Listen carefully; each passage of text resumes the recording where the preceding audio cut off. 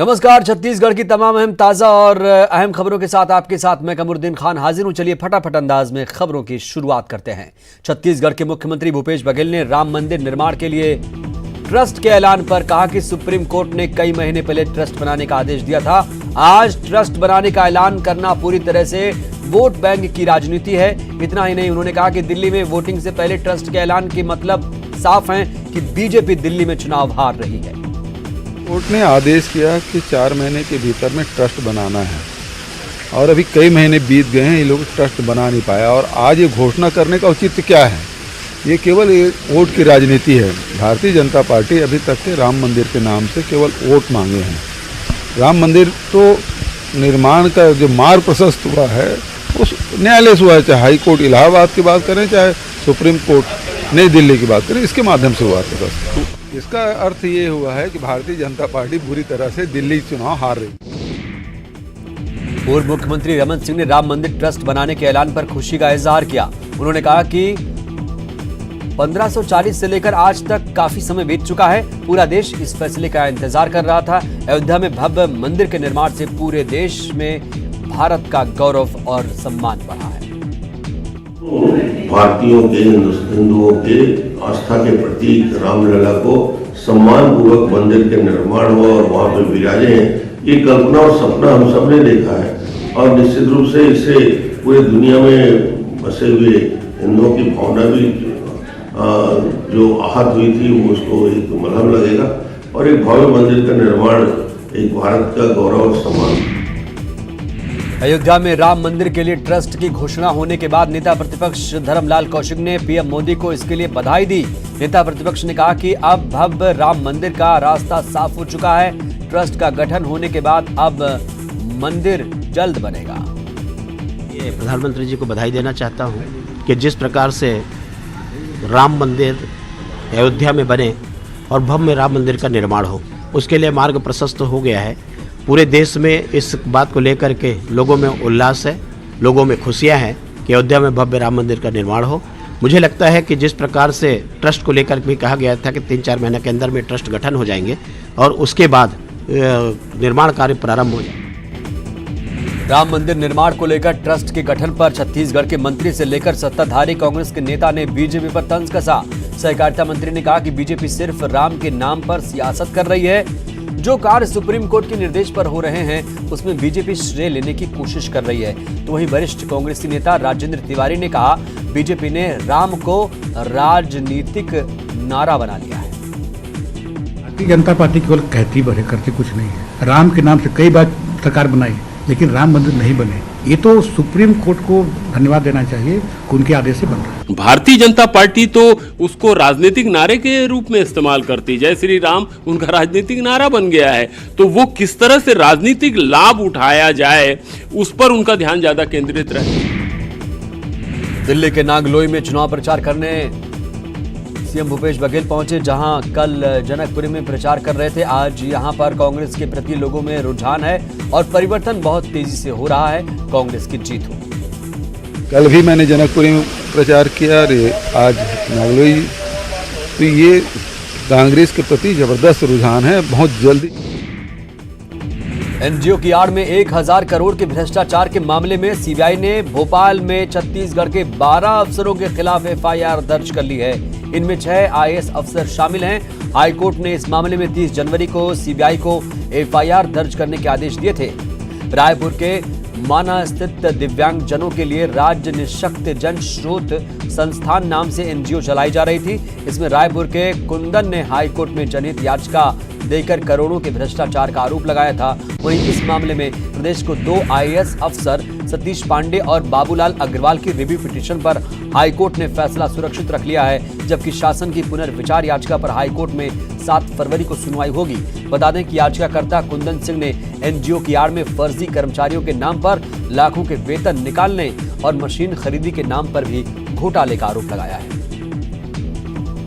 Case में सतीश पांडे जो कि फाइनेंस सेक्रेटरी एडिशनल हैं, उन्होंने और बीएल अग्रवाल जो कंपलसरी रिटायर जो आईएएस ऑफिसर हैं, एक्स आईएएस ऑफिसर हैं, उन दोनों की रिव्यू पिटीशन फाइल हुई थी।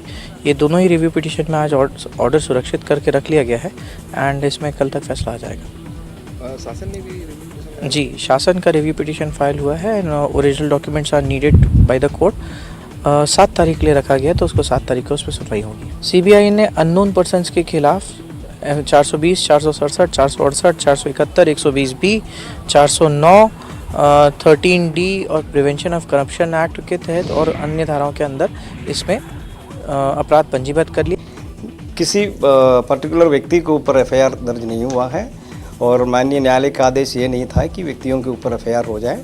और आज सीबीआई ने एफआईआर दर्ज किया है 120B, 420, 467, 468, 471 IPC and 13(1) and 31D PC act. किन के ऊपर एफआईआर हुआ सर? किसी व्यक्तियों के ऊपर एफआईआर दर्ज नहीं हुआ है, अननोन पर्सन है और जो भी ऑफिसर्स बेयरर्स है SRC और PRRC का उनके ऊपर और अननोन पब्लिक सर्वेंट।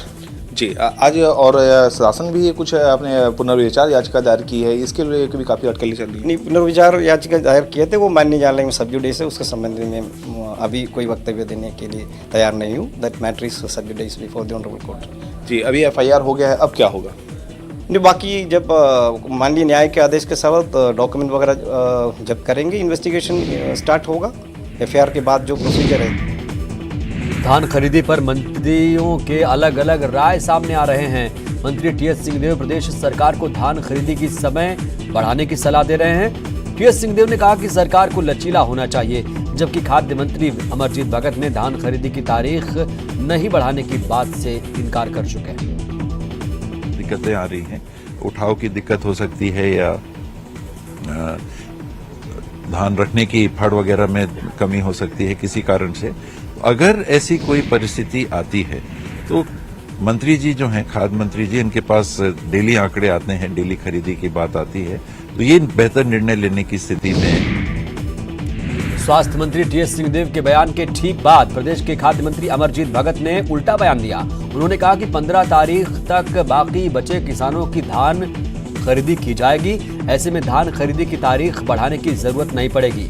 इससे पहले भी बिलासपुर में खाद्य मंत्री ने धान खरीदी की तारीख आगे नहीं बढ़ाने की बात कही थी। 16 लाख किसान धान बेच चुके हैं जो छोटे खातेदार हैं। मुश्किल से 2.5 लाख आसपास किसान बचे हैं जिनका अभी हमको 15 तारीख तक खरीदना है। 15 तारीख तक किसी का भी धान बचेगा नहीं, सबका खरीदी कर लिया जाएगा। और जब सबका खरीदी हो जाएगा तो तिथि बढ़ाने की जरूरत ही नहीं पड़ेगी। हम बोल रहे हैं कि सबका धान ही खरीदी हो जाएगा, तिथि बढ़ाने की आवश्यकता क्या पड़ेगी, और जरूरत पड़ेगा उस दिन तो देखेंगे आगे। वहीं धान खरीदी को लेकर दो मंत्रियों के बीच तालमेल नहीं होने पर पूर्व मुख्यमंत्री रमन सिंह ने निशाना साधा और कहा कि सरकार को किसानों के हित में धान खरीदी की मियाद बढ़ानी चाहिए, नहीं तो बीजेपी आने वाले समय में प्रदेश स्तरीय आंदोलन करेगी। तो समय बढ़ाने का निश्चित रूप से किसानों का हक है। आज जब किसान परेशान है, उसका धान आज उसके घर में रखा हुआ है, तो इन्हें स्पष्ट रूप से टीएस सिंहदेव साहब क्या कहते हैं और अमरजीत क्या बोलते हैं, इन दोनों में विवाद में ना पड़ के इसमें कैबिनेट में निर्णय लेना चाहिए कि 15 दिन धान खरीदी का समय तत्काल बढ़ाया जाए ताकि किसान आश्वस्त हो। आज उसकी स्थिति बहुत ही मुश्किल है। 3 से सरकार कहती 3 लाख 4 लाख धान खरीदी करेंगे, पर काफ़ी बड़े किसानों के 3-4 लाख से ज़्यादा किसानों के धान आज भी उनके घर में रखे हुए हैं।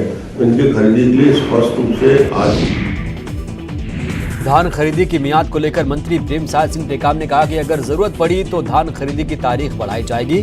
किसानों की संख्या और टारगेट का सरकार आंकलन कर रही है। आवश्यकता पड़ने पर विचार किया जाएगा। उसमें जितनी हमारे किसानों की पंजीयन हुआ है और जितनी उनकी सभी की 15 क्विंटल के हिसाब से धान खरीदी करना है और 2500 रुपये प्रति क्विंटल के हिसाब से देने की ही बात हम लोग ने किया है। पर अगर आवश्यकता हुई तो इसको बढ़ाई भी जा सकती है। नहीं, टारगेट भी देखेंगे हम लोग और ये भी देखेंगे कि किसानों के जिनकी पंजीयन हुआ है उन किसानों के धान खरीदा जा सकता है। जगदलपुर के तोकापाल में किसानों ने धान खरीदी के मसले पर चक्का जाम कर दिया।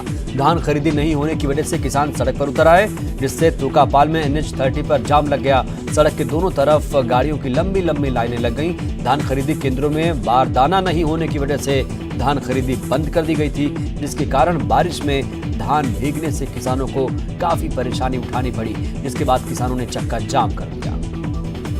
किसान सवेरे टाइम से बिना चाय पानी पिए किराया करके ट्रैक्टर में धान लेके आता है और उसके बाद यहाँ आने के बाद पता चलता है कि नहीं कि आपका धान खरीद नहीं हो सकता क्योंकि बारदाना नहीं है। पुराना वाला बारदाना रखा हुआ है, कम से कम उसमें तो ले, उसमें भी नहीं ले रहे हैं। इससे किसान परेशान है, कितना बार लाएगा और लेके जाएगा।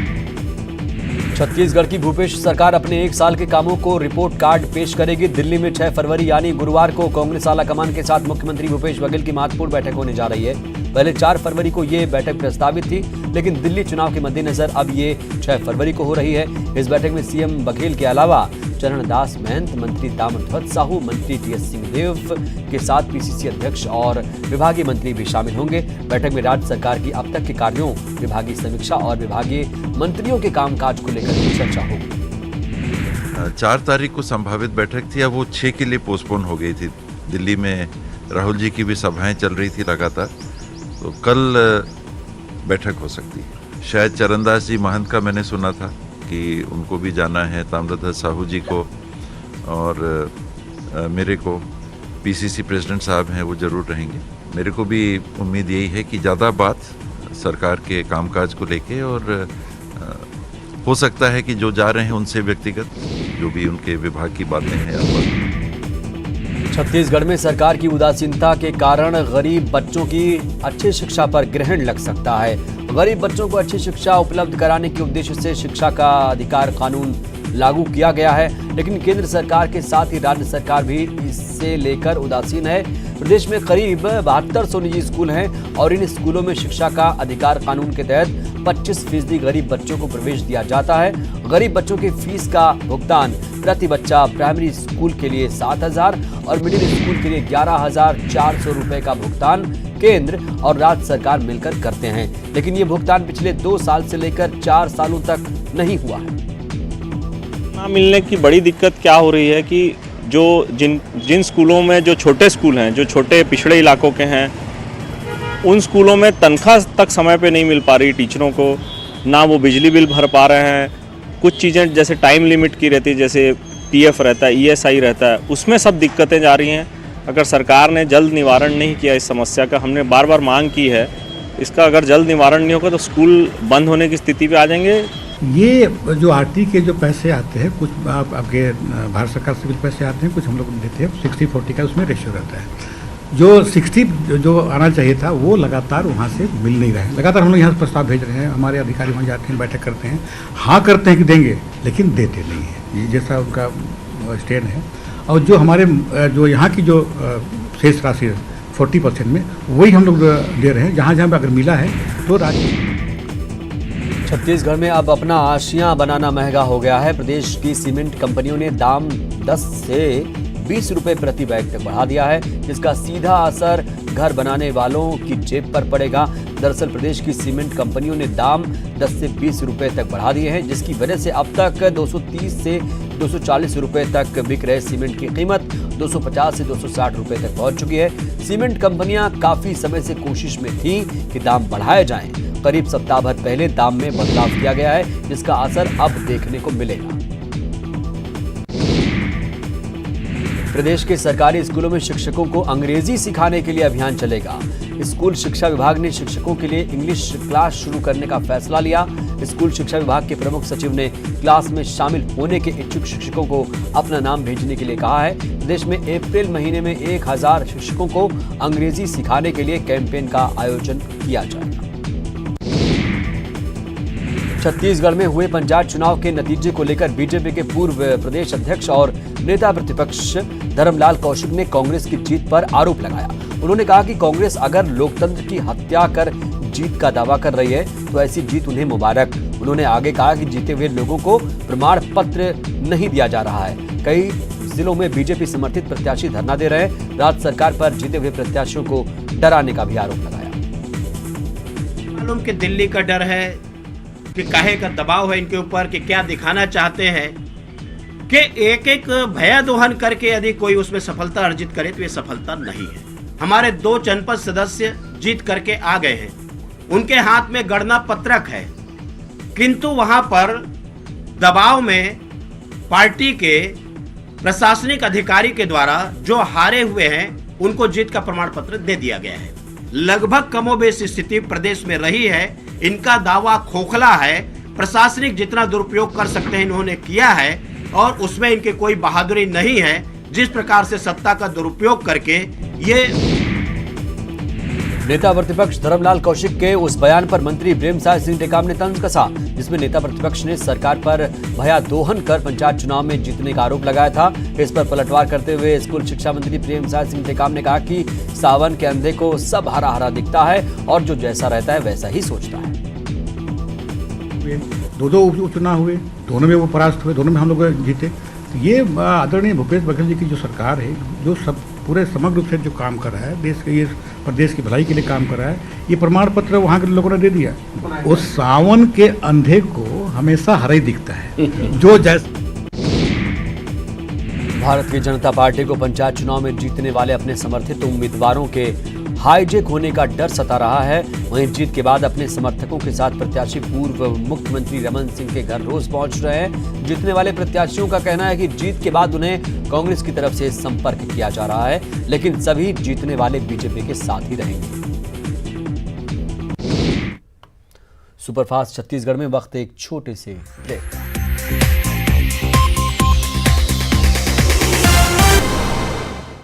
ब्रेक के बाद हाजिर हूं। इस वक्त की बड़ी खबर दुर्ग से आ रही, जहां पर बीआईटी कॉलेज में 2 गुटों के बीच विवाद के हालात पैदा हो गए। दोनों पक्षों में जमकर मारपीट हुई है। कॉलेज परिसर में पथराव किया गया है। स्थिति नियंत्रण करने के लिए पुलिस बल का प्रयोग किया गया। कॉलेज परिसर में भारी पुलिस बल तैनात है। पुलिस विभाग के बड़े अधिकारी कॉलेज में मौजूद हैं। आपको तस्वीरें भी दिखा रहे हैं कि क्या स्थिति है वहां पर। दुर्ग से बड़ी खबर आपको बता रहे हैं, जहां पर बीआईटी कॉलेज में 2 गुटों के बीच विवाद की स्थिति पैदा हो गई। दोनों पक्षों में जमकर मारपीट हुई है। कॉलेज परिसर में जमकर पथराव किया गया है। स्थिति नियंत्रित करने के लिए पुलिस बल का प्रयोग किया गया। आप देखिए किस तरीके से गाड़ियों में तोड़फोड़ की गई है और कॉलेज परिसर में अब आप देख पा रहे हैं भारी संख्या में पुलिस बल तैनात किया गया है।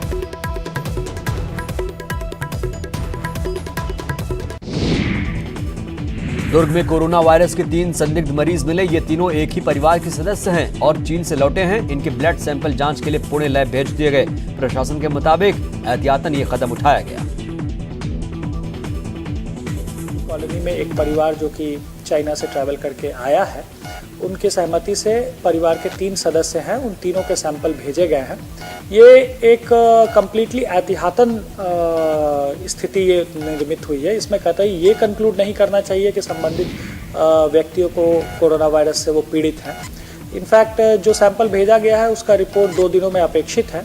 इसमें सामान्य जो कोरोना वायरस के लक्षण होते हैं उसमें सर्दी खांसी के लक्षण आते हैं।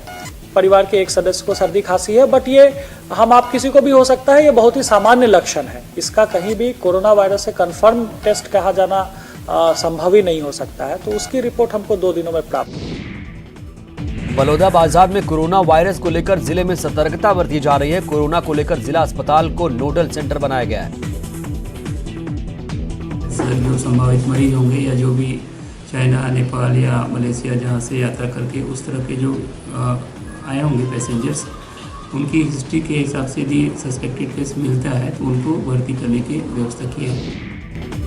कोरोना वायरस को लेकर नेता प्रतिपक्ष धर्मलाल कौशिक ने कहा कि विदेशी यात्रियों पर एहतियातन ध्यान रखने की जरूरत है। अगर समय रहते एहतियात नहीं बरती गई तो आगे काफी परेशानी हो सकती है। लोगों में एक झंझावत इस बात को लेकर के है, लोगों में भय भी इस बात को लेकर के है कि आखिर यहाँ भी वायरस क्यों पहुँचा, कैसे पहुँचा, किसके माध्यम से पहुँचा। और इसलिए भी जो यात्री जो आने वाले हैं उसको चिकित्सा के हिसाब से एहतियात जो बरतने की आवश्यकता है, वो एहतियात यदि बरती गई होती तो शायद ये वायरस नहीं फैलती। लेकिन इसके बाद भी मैं आग्रह करना चाहूँगा कि उतने ही एहतियात बरतने की आवश्यकता है, कि उनको अलग रखने की आवश्यकता है, जिससे यहाँ के लोग प्रभावित ना हो। नहीं तो आने वाले समय में गंभीर परिणाम सबको। बालोद जिले के दल्लीराजहरा थाना क्षेत्र के एक गांव में 6 साल की मासूम बच्ची के साथ दुष्कर्म करने की कोशिश में एक 40 साल के शख्स को गिरफ्तार किया गया है। बच्चे के परिजनों की शिकायत पर आरोपी के खिलाफ पुलिस ने पॉक्सो एक्ट के तहत मामला दर्ज कर लिया है। बलरामपुर जिले में पंचायत चुनाव के बाद अब ग्राम पंचायतों में उप सरपंच और जनपद अध्यक्ष उपाध्यक्ष के साथ जिला पंचायत अध्यक्ष और उपाध्यक्ष का भी चुनाव होना है। इसके लिए प्रशासन ने तैयारी शुरू कर दी है। कलेक्टर संजीव कुमार झा ने इस संबंध में अधिकारियों को जरूरी दिशा निर्देश दिए। वहीं पंचायत चुनाव में जीतने वाले उम्मीदवारों ने भी ग्राम पंचायत के लिए उप सरपंच, जनपद और जिला पंचायत के अध्यक्ष उपाध्यक्ष बनाने के लिए अपनी जोर आजमाइश शुरू कर दी। सरपंच, बीडीसी के लोगों को अपना अध्यक्ष उपाध्यक्ष और जिला पंचायत में अध्यक्ष उपाध्यक्ष को निर्वाचन करने के लिए, उनको चुनने के लिए जो शेड्यूल है, पूरा शेड्यूल डिप्टी डायरेक्टर पंचायत के यहाँ से जारी हो चुका है। प्रशासनिक काम होता है तो वो जारी हो चुका है और उसी सारणी के हिसाब से, टाइम टेबल के हिसाब से पूरे जिले में कार्रवाई की जाएगी। इस बुलेटिन में इतना ही। आगे जरूर देखिए हमारा प्राइम डिबेट शो, जवाब तो देना होगा। नमस्कार।